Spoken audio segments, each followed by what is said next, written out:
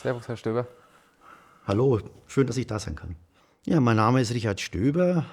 Ich wohne hier im mittelfränkischen Raum, bin seit, ich glaube, 39 Jahren Akustiker und für eine Firma immer tätig und ja, liebe eigentlich meinen Beruf. Ja, ich bin auch noch Optiker. Ich habe also die Optikerausbildung gemacht, 2 Jahre lang als Geselle gearbeitet, dann kam die Bundeswehr und habe gedacht, ich mache noch mal was Neues.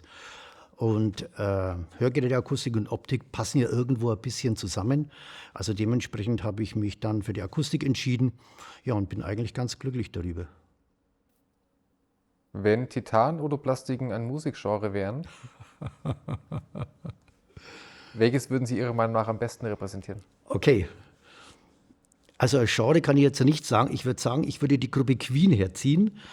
Queen ist farbenfroh, Queen ist interessant, Queen ist einzigartig, Queen ist extrem individuell. Also ich vergleiche tatsächlich Titan oder Plastik mit Freddie Mercury, mit seiner Extravaganz. Ja, so kann ich mir das vorstellen. Warum macht es Spaß? Das sagt doch schon alles, oder? Geiles Design, tolle Farbe, wenn da noch das Hörgerät passt. Das ist doch super. Ja. Die normalen Autoplastiken sind natürlich sehr unauffällig. Ne? Man sieht sie nicht.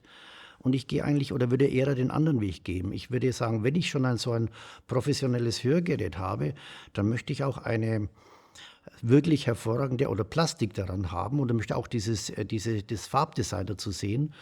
Und das schafft man natürlich nur die Titan-Autoplastik. Wenn ich dann noch ein paar Strasssteine reinbaue, wenn ich dann noch die Abstimmung zum Hörgerät durchführe, ja, dann ist es eine ganz tolle Individualität.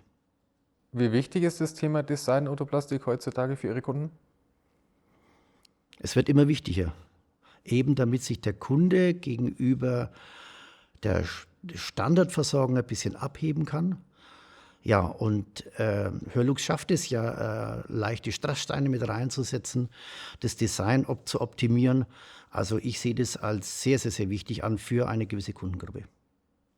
Ja, wir haben uns natürlich mit Hörlux in Verbindung gesetzt. Eine Person von Hörlux hat uns hier gezeigt, wie wir damit umgehen können. Es wurden die Materialien bestellt und es war überhaupt kein Problem mehr, dann die Autoplastiken zu bearbeiten.